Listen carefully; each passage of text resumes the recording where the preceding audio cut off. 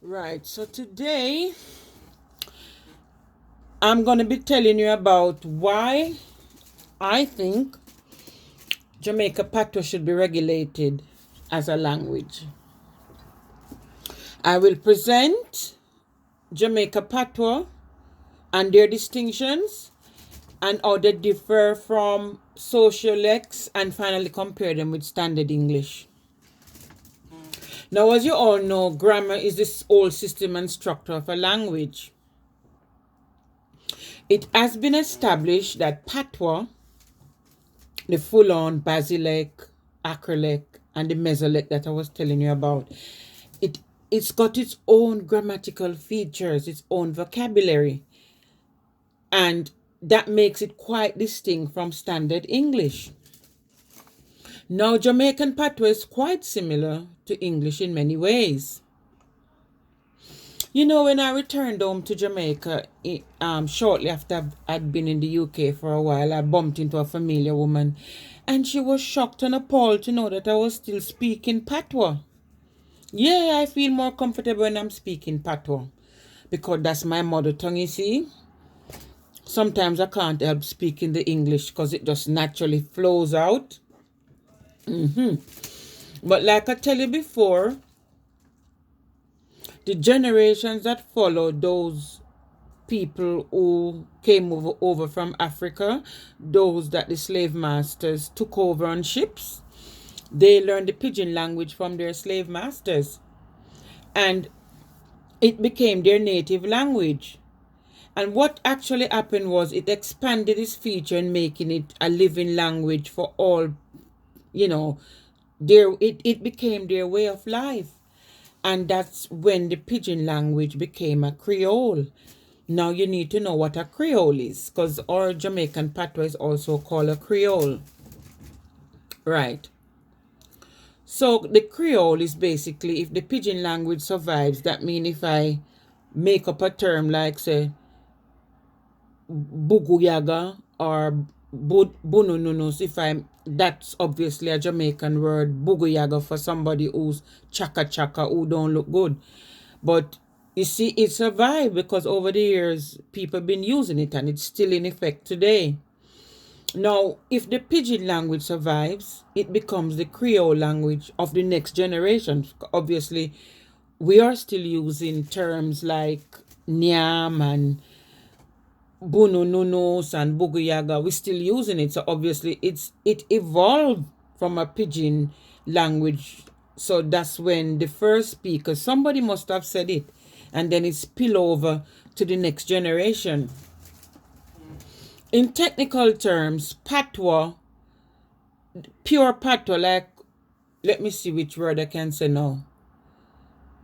Come here now. Come here now is the English. Come here now. That's the Basilec. That the standard English is the Acrolec. This is like the prestige language of social mobility.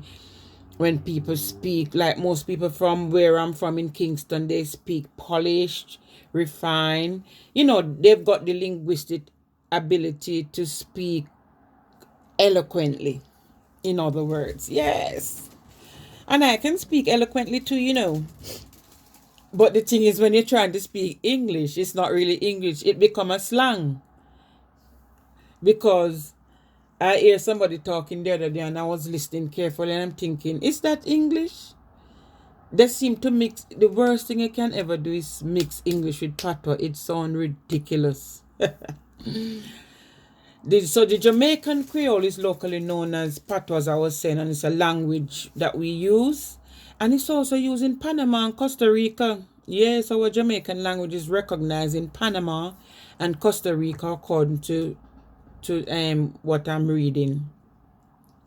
But our patois is, although it is English, is an English-based Creole, so to speak.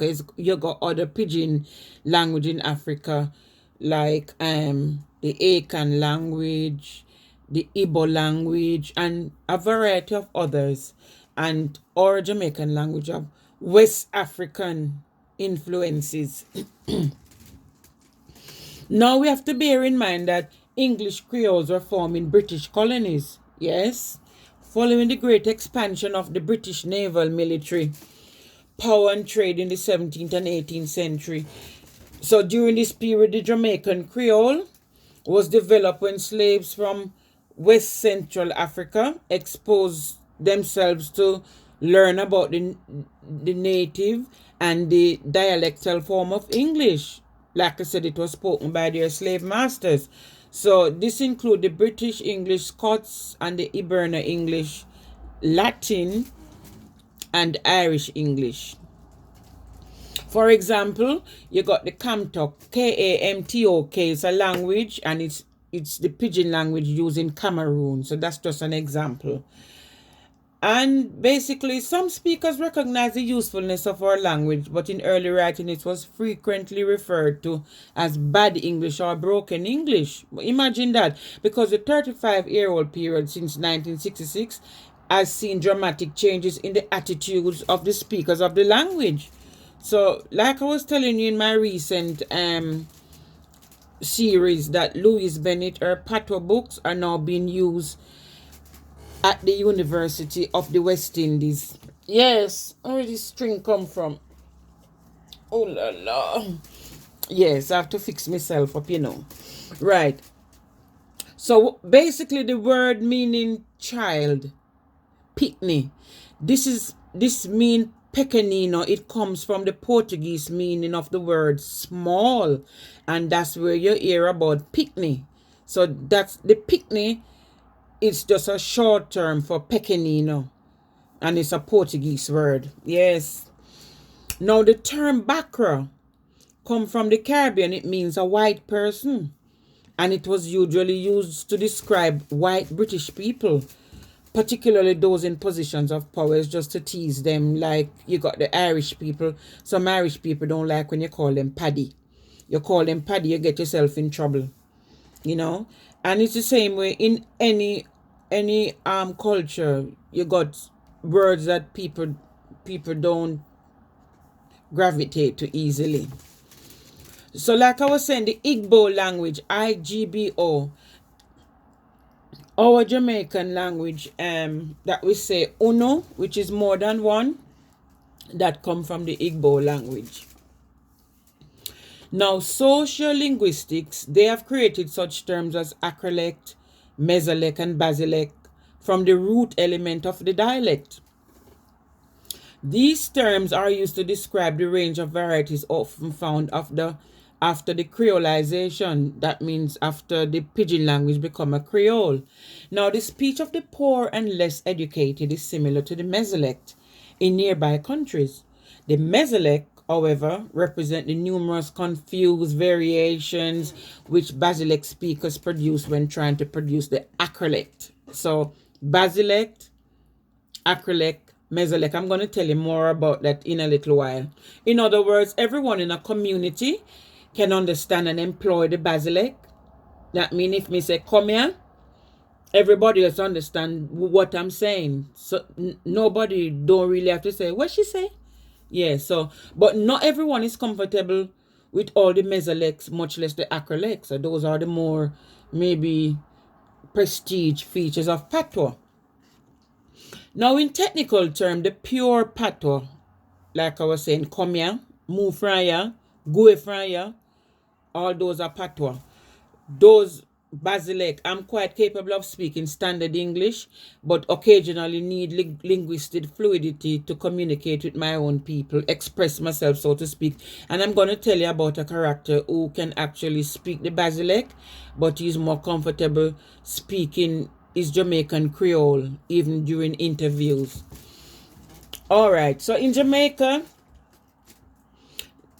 as I said earlier, the basilect is a less prestigious dialect or a variety of a particular language. So it don't have to be Jamaican. It can be used in other parts of the world.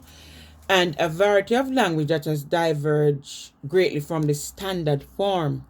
So, for instance, if I was going to say, put it down, what I say, put it down.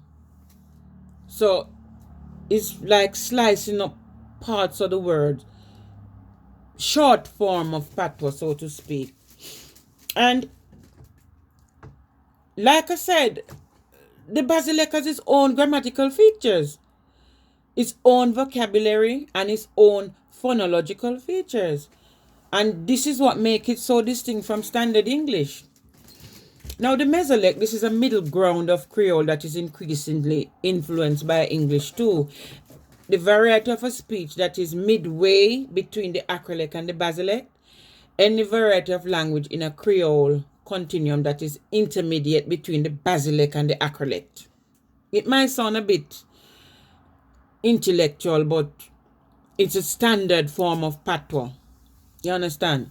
So the Acrolect, Acrolect, this is a standard English, and this is referred to as this is what we call the Acrolect. Whereas, the standard Jamaican is the Acrolect or the prestige language. We call this the language of social mobility. The language variety of a speech community closest to the standard form of a language. So this is where you're able to speak. We've got the ability, even though you talk patois, but you've got the ability to speak eloquently. So that approximate most closer to the variety of a majority international language as the English spoken in Guyana. It equates to their sort of broken English, because no matter where in the world we are, you always have like slangs and dialects and expressions, terms of expression. So if you're not originated from that part of the culture, you find it difficult to understand. Now, I'm going to skip the morphology because in linguistics, this is a study of words and how they are formed and their relationship to other words in the same language. So Patois got morphology, it's got phonology, and it's got morphology, which basically this analyzes the structure of words and parts of words, such as stems, root words, prefixes. You hear of prefixes when you was going to school in your younger days? This is mostly an affix, which is placed before the stem of a word. So in adding it to the beginning of a word, it changes it into another word. For instance, if I said, I'm not happy, it just means I'm unhappy, and then I put UN in front of happy, and it becomes the UN is a prefix, and then I put it unhappy, and it becomes the opposite. So I'm not happy, so I am unhappy. And there's another word where you in linguistics, the suffix, which is placed after the stem of the word. So in case endings, basically, this is just a linguistic term regarding a manner of categorization nouns, pronouns, adjectives, numerals according to their traditionally corresponding grammatical functions within a given phrase. Particularly in the study of languages, a prefix, and you saw I emphasize on the study of languages, a prefix is also called a performative because it alters the form of words to which it is affixed. Yeah. So, suffice to say, our Patois language is a very strong language. Most Jamaicans are very expressive during interaction with others. Most of us speak with attitude, articulate our hands or movements, And guess what? We're very poetic. When we were at school and the teacher was teaching poetry, facial expressions, for instance, when we were saying, let me see, all right, The Spanish Needle by Claude McKay. Lovely, dainty Spanish needle, with your yellow flower and white, dew bedecked and softly sleeping, do you think of me tonight? Shadowed by the spreading mango, nodding o'er the rippling stream. Tell me, dear plant of my childhood, do you of the exile dream? Do you see me by the brookside, catching crayfish 'neath the stones? As you did today, you whisper, leave the armless dears alone. And this is what the language does. It brings out your facial expressions. The majority of Patois vocabulary derives from standard English, but with pronunciation that diverge widely from English. So there's technically no standard way to write Patois, just general tendencies. There are particular English words which does not reflect current pronunciation, and yet these, we call them phonetic representations of speech. Now, basically, Jamaica consists of 14 parishes, obviously, and each person speaks a different style of patois. For instance, if I ask, where did she go? If I was in St. Catherine, they would respond, in si magalang dong deso. Si magalang dong deso. Si imagalang dong deso. You understand? So, for maybe from Kingston, they will say, see her there up there, so? See her there? So, every parish consists of a different style of patois. Now, Jamaicans don't pronounce TH, the, them, that, this, their, they. THIS is this, with your tongue between your teeth, obviously. And if you say this book, this pen, very rarely I hear a Jamaican, or even in England here, I don't hear people say this with the tongue between the teeth. Them say this, DIS, and which is also a shortened form for disrespect. Star, you this, or you for this man, so disrespect, yeah. Them is them. They is them too. So, for instance, if you say look at them, look at them, you say look at them. They, where are they? It's basically, where them they? So you see, that's a whole phonological aspect of the language there again. There, de, DEH, THERE becomes de. Look over there. Look over there. You understand? See her there? There she is. So these become demia. Demia. These, instead of saying these, you say demia. Now, there's another form of talk which I'm going to expand on in my next series. I'm going to tell you more about the Rastafarian culture, but I'm going to tell you about the Rasta talk. It's very different from it's very different from standard English. And basically, a Rasta man wouldn't say me. You'll never hear him refer to himself as me. He would say I and I, or you. He would have said the I. There was a Rasta man in Jamaica, Jaloid, when he was talking to his daughter, and he said, the I for cool, instead of saying behave yourself. The I for cool. The I for cool, the I self, So they refer to you as the I. Or if they're going to say go away, they don't say go away, they say fire burn. They don't believe in the system, nothing to do with the system. But I'm going to expand on this more. They're called technology, technology, television, television. Instead of saying them, I understand, me overstand the system, and call it the shit system and so forth. So, yeah, this is a very extensive topic which I'm going to expand on later on.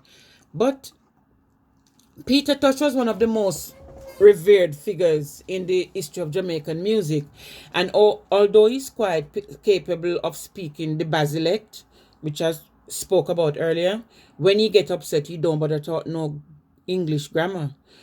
In fact, he does a lot of swearing, and his music suffered a great deal of repression because of his political views and all that. He claimed that people have been writing propaganda and public mischief about him, and that propelled him to write his own book. He recalled in one of his interviews in 1983 that Rasta was viewed as a whole bunch of terrorists who was here to assassinate government officials. Yes, so Rasta suffered a great deal back in the day. And some Rastas were arrested and imprisoned for just simply playing reggae music. So we are fortunate today to have reggae music at our door, at our availability. Yes. Racial discrimination. Patois said in his own word that racial discrimination in America is very prevalent, and that's why they call it the White House. That man was something else. Bless his soul. Now, there was a time when you could be arrested in Jamaica for using Jamaican swear words. This is, please forgive me, good Lord, because this is not something I would normally do, but bumbo clot, Peter Tosh reckons it's an African word with a powerful and spiritual vibration. He said it's got such a powerful spiritual ingredient that it drives away evil. So if someone was continuously being a nuisance and you say, rest no the eye, rest no star, cool no behave yourself now, and he's still doing it, you just say, Chabamba clot, and he stop. Excuse my French, I'm just repeating what somebody said. I would normally say that. And he said, Bombo Rasclat have a double vibration. That's what he's saying. It's a swear word that they use in Jamaica. It's not something I would normally use. I actually identify with this situation because when I speak nicely in English to people, they don't normally get the point. I don't get my point across. But when I behave ragamuffin and start chant the Jamaican patois, people get what me and say, you see? Yeah, man. Now, Jamaicans are quite capable of speaking standard English, but most of us feel more comfortable speaking patois and using slang terms to express ourselves, indulging, so to speak, in our rich, diverse culture. Most Jamaicans are very outspoken, outgoing, and very confident in what we do. But on the downside, the patois language can seem quite intimidating or irritating to most English speakers.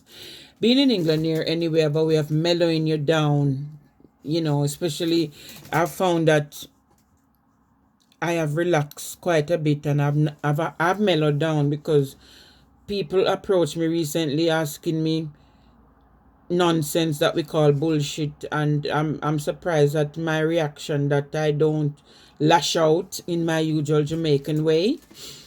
I don't use the basilect or the acrolect or the mesolect.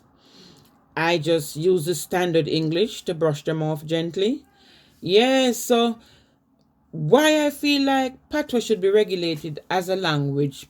Patois got all the ingredients that constitute a language, yet it's not considered any official, it hasn't been regarded with any official status, or it's not yet regulated. And me personally, I found out that patois is a distinct language and it's got its own grammatical features, yeah? Now, phonology is a branch of linguistics that studies how language or dialects systematically organize their sounds. So how comes patois is not considered a language and it's got its own phonology? Let me say that again. Phonology is a branch of linguistics that studies how language or dialects systematically organize their sounds.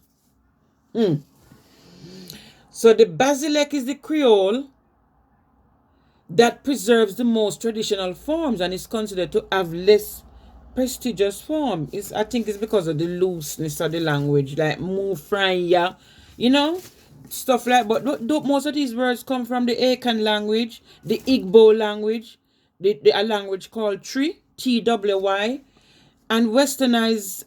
It's got westernized African influences.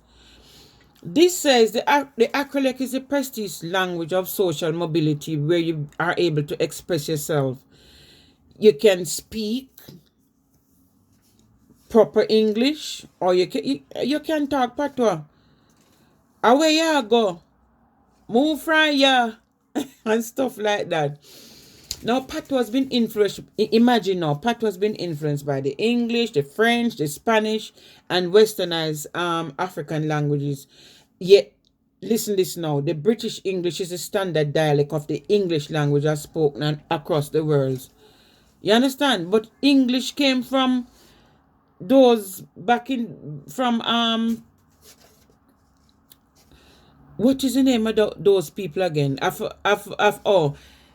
Jamaican Creole was developed in the 17th and 18th century when slaves from West Central Africa were exposed to learn and nativized vernacular and dialectical forms of English. So this is why I don't get it. British English is the standard dialect of the English language.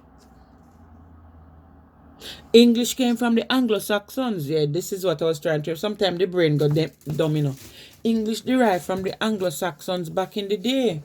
The Norman and the French back in the day when you have the Norman conquest. So, you know, I don't get it at all. Like Rex Neckerford once said, the language in fact defied the Eurocentric dictates of colonial life. That means at a time when Jamaica was coming out of Britain, we got the chance to expand because of one particular person who made the language popular and spread out the language. So God rest her soul, she was Louise Bennett. Now, finally, in social linguistics, a sociolect is a form of language. Listen carefully. That suffice to say it's a non-standard dialect, yeah? Restricted, or a set of lexical terms. Now, individuals who study sociolects are called social linguistics. They study language variation, and they define a sociolect by examining the social distribution of a specific linguistic term. Yes, sir. So, there you go. That sums it up. Patois has all the ingredients that constitute a language, and I personally think that it should be regulated as a language. And if you share my view, just keep subscribing, keep watching, keep pressing that bell. And the next series I'm going to discuss is the Rastafarian culture and where it originated from and stuff like that. But this is more or less my conclusion when it comes to talking about the Jamaican Patois language.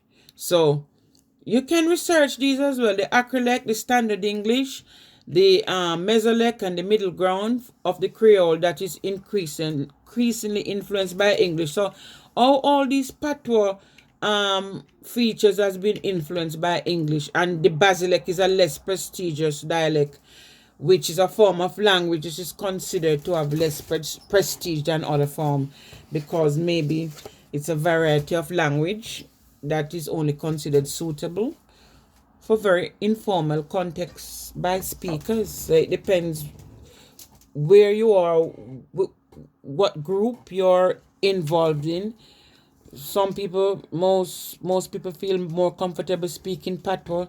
Some just love to indulge in the Queen's English or the standardized version of the English language, because English is still a dialect no matter what you say, because it's a language. So are we going to listen to the linguists, and are we going to campaign so we can have our Patois recognized as a language?